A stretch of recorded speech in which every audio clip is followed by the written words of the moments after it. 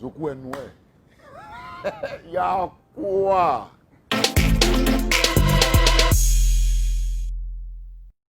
Bonjour chers followers, bienvenue à ce nouveau numéro des Chroniques de Truman.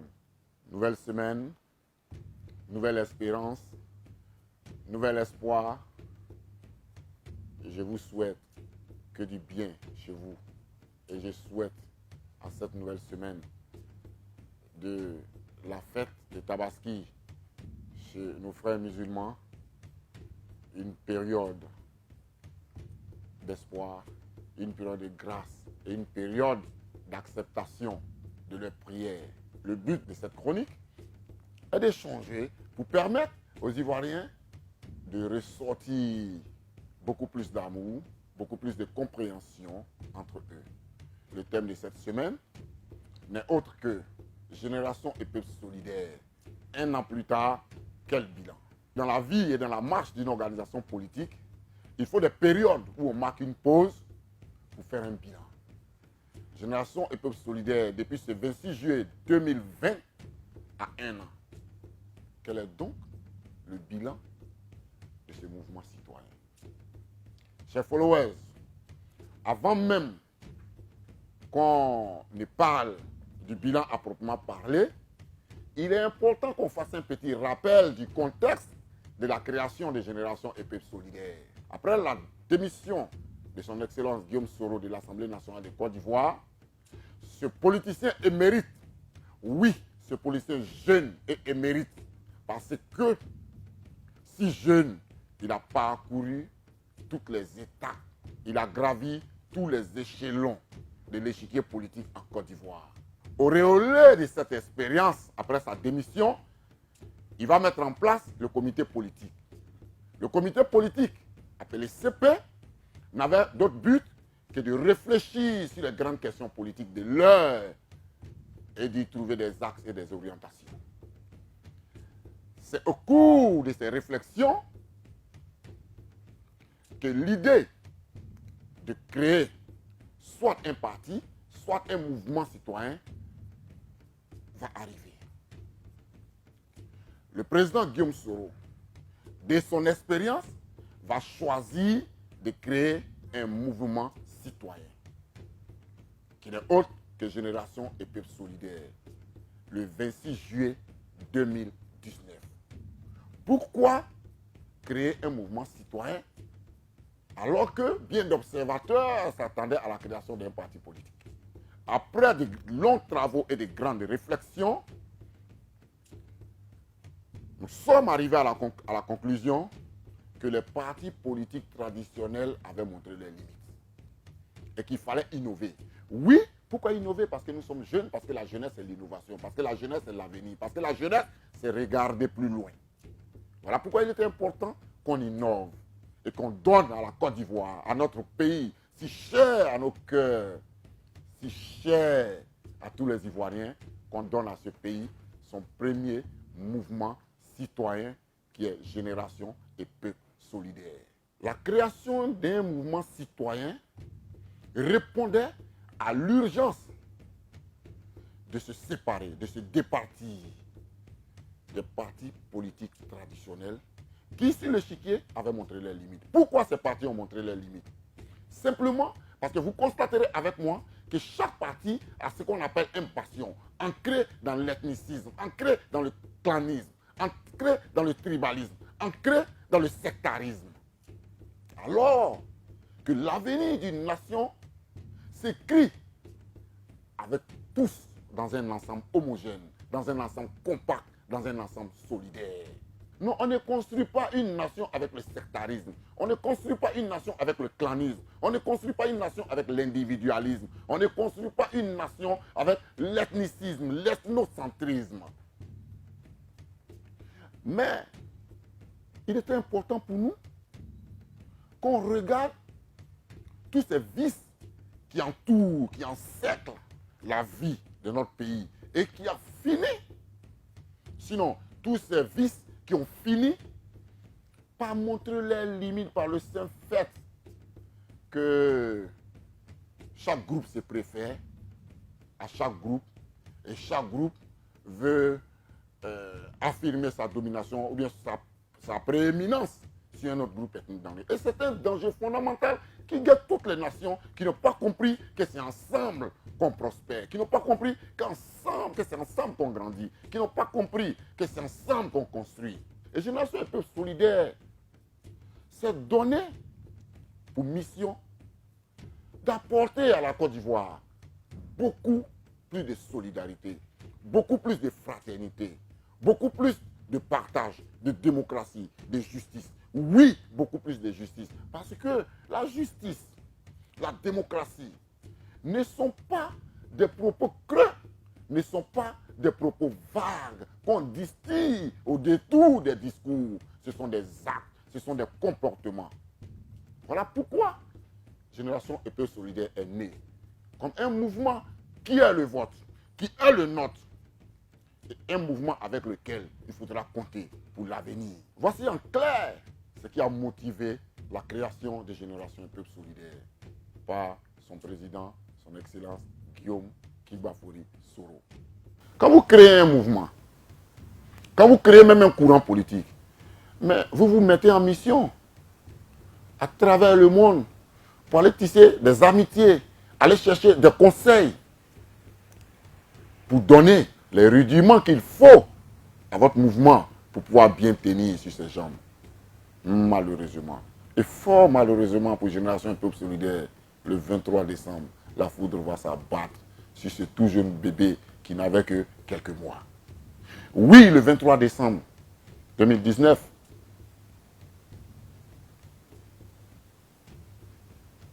pendant que son président ne demandait qu'à rentrer chez lui au pays, le glaive de l'incompréhension, le glaive de l'intolérance, le glaive de l'inimitié va s'abattre sur notre mouvement.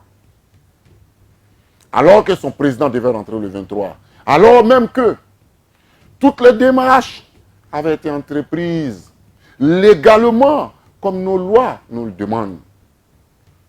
Toutes ces démarches avaient été entreprises pour aller accueillir le leader des Générations Peuple Solidaire. Tous les accords avaient été trouvés, alors que nos militants s'étaient mobilisés. Un mouvement de quelques mois qui mobilisait déjà près de 100 000 personnes qui devaient accueillir les leaders sur le fait présent, actuel. Maintenant là, on nous demande d'annuler l'accueil de notre président.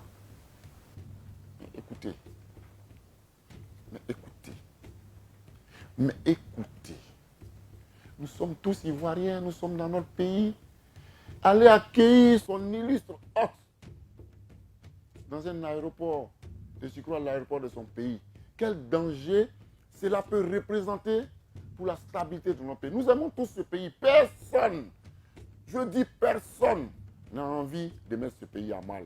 Personne n'a envie de détruire ce pays. Nous ne demandons qu'à aller à des compétitions saines. Il n'y a que par les saines compétitions qu'on stabilise une nation. Il n'y a que par les saines compétitions qu'on donne à une nation sa véritable valeur démocratique. Mobilisés, nos militants ont été dispersés. Motivés, nos militants ont été gazés. Déterminés, nos militants ont été pourchassés. Jusqu'à aller entrer dans l'océan. Vous savez, dans ce pays, nous avons tous connu la souffrance. Que autant ceux qui gouvernent, autant que nous-mêmes. Mais ma foi, à un moment donné, il faut tirer les leçons des souffrances qu'on a connues et puis éviter le piège historique de l'éternel recommencement pour retenir dans les souffrances. Notre siège, alors même que nos responsables, alors même que nos cadres, alors même que nos leaders étaient face à la presse, pour faire le point de la situation, notre siège a été pris d'assaut. Ça donne l'impression dans le pays qu'on n'a même pas envie de vous voir. On ne veut pas vous voir. Vous n'avez pas droit à la parole ici. Tout le monde peut parler sauf vous. Ça donne l'impression que nos propres frères, Parce que nous ne sommes pas des ennemis. On s'appelle génération et peuple solidaire. Solidaire par solidarité. Solidarité avec le peuple ivoirien. Solidarité avec les autres obédiences politiques. Solidarité avec ceux qui réfléchissent différemment de nous. Sachez que le fait de nous opprimer ne fera pas de vous nos ennemis.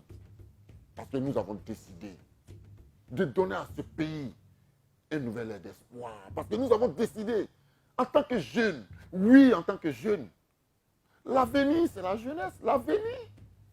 Mais écoutez, regardons un peu autour de nous, tous ces jeunes qui nous entourent, tous ces jeunes qui, dans 15 ans, 20 ans, devront pouvoir compter sur leur pays. Et pour espérer compter sur son pays, il faut de nouvelles façons de faire la politique. Cette politique de tolérance, cette politique à visage humain qui puisse permettre à nos peuples de se rapprocher. Génération Peuple Solidaire va connaître les affres de la violence. Les affres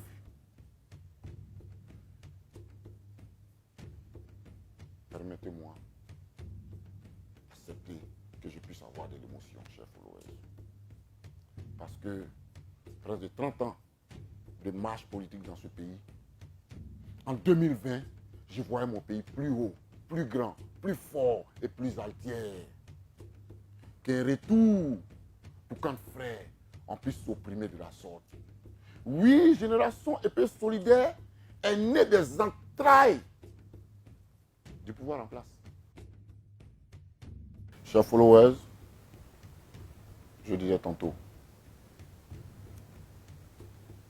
que chacun,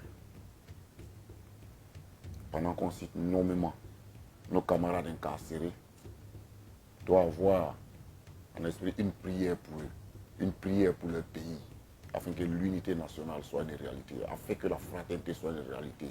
Nous ne sommes ennemis de personne. Nous ne demandons qu'à apporter notre contribution, notre pierre à l'édification de notre nation. Chers followers, j'ai ici une pensée pour le camarade et frère Alain Lobognon. Une pensée pour le député Soro Kanudi Mamadou. Une pensée pour Kamara Lukiman. Une pensée pour Yao Soumaïla. Une pensée pour Kandos Maoro. 2 fois cette même pensée pour Kandos Maoro malade. Et je prie pour que les vertus célestes puissent lui accorder la santé et la force de mener à bien son combat d'édification d'une nouvelle nation. J'ai ici une pensée pour Kardula Suleiman, maire de Bassawa, qui se retrouve en prison avec ses administrés derrière. J'ai une pensée pour Sekongo Félicien. J'ai une pensée pour Ouattara Makidou. J'ai une pensée pour Kone Kamarate Suleiman. Oui, Kone Kamarate Suleiman. La fidélité personnifiée. J'ai une pensée pour Kone Tefou. J'ai une pensée pour Soro Simon. J'ai une pensée pour professeur Djibo Mamadou. Une pensée pour Traoré Babou. Une pensée pour docteur Touré Abakar. Une pensée pour le commissaire de police Soro Porlo Rigobert. J'ai une pensée pour tous nos autres militants qui croupissent en prison et ceux qui le sont dans l'anonymat. J'ai une pensée pour tous les Ivoiriens, nos frères Ivoiriens, qui sont en prison parce qu'ils ont osé penser différemment, qui sont en prison parce qu'ils ont voulu exprimer une différence. Et j'appelle à l'esprit du pardon et de la tolérance pour que la Côte d'Ivoire sorte victorieuse. Oui, la situation semble trop tendue. Oui, nous sommes en train de trop tirer sur la corde. J'en appelle au sens des responsabilités des uns et des autres, quelle que soit leur obédience politique, afin de préserver cette nation, nous n'en avons pas deux. Afin de préserver cette nation, nous n'en avons pas deux. Afin de préserver cette nation, nous n'en avons pas deux. Que le sens de la responsabilité et que l'amour du pays habitent les uns et les autres. À ce stade, de notre chronique, chers followers, il est important, et vous le constatez avec moi, que si il ne fait aucun doute que le bilan des générations et peuples solidaires est un bilan très largement positif en une année d'existence, parce que en une année, nous sommes, je l'ai dit tantôt, à 400 000, beaucoup plus de 400 000 adhérents aujourd'hui. C'est un bilan largement positif. Parce que 400 000 adhérents pour un parti politique inscrit avec les références. Il y a des partis qui ont plus de 20 ans qui n'ont pas encore atteint ça. Chers followers, toi qui me regardes, tu dois savoir que l'avenir est la génération peuple solidaire. Oui, chers followers, tu dois savoir que Bayonné ne met pas fin à l'existence de la pensée. Tu dois savoir que la répression ne peut pas tuer la vie d'une organisation politique. Oui, sinon bien des organisations politiques auraient disparu. Tu dois savoir que ton choix d'adhérer à la génération peuple solidaire est un choix de conviction et que la conviction se nourrit de la foi. Et que la conviction se nourrit de la foi. Oui, convaincu, souvent affamé, souvent menacé, souvent chassé, souvent renié. Oui, convaincu,